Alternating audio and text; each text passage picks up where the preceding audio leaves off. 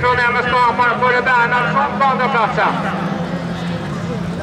Vi ser upp metallkurvan vad som händer där sen med resten av gänget. Den får problem och åker rakt fram. Det är väl Pilatorpan det är. Jimmy Johansson som hade 5 poäng efter första. Peter då i ledningen. Före Bernhardsson som får riktiga bredhåll från Volvo. Håller fortfarande andra platsen. På tredje har vi satt med 60. Andreas Elofsson på Tidaholm.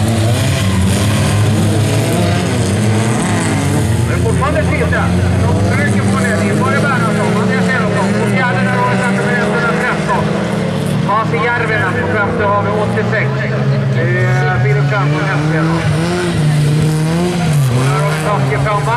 Ett hjul har lottat på den här Volvo. Men där sitter han i samhållan. Där måste vi ha ut maskinen verkligen sen. Däcket hänger under och slinglar. Peter då, så har vi i ledningen. Så har det Bernhardsson och så Andreas Elofsson. Så hittar ihop här. Det är Bernhardsson ska göra någonting då. Peter har i ledningen.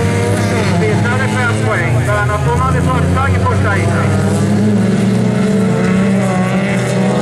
Trycker på ner i långsvängen, gör han där för halvdelen till.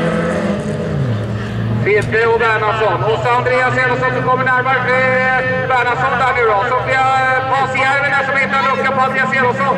Och tar sig an om tredje platsen. Men Peter håller fortfarande i greppet. Med sig 1600 före Bernhardsson. Och så Järvinen, och så Elofsson. Och sist har vi 86 till platsen. En femma i första, med instregar.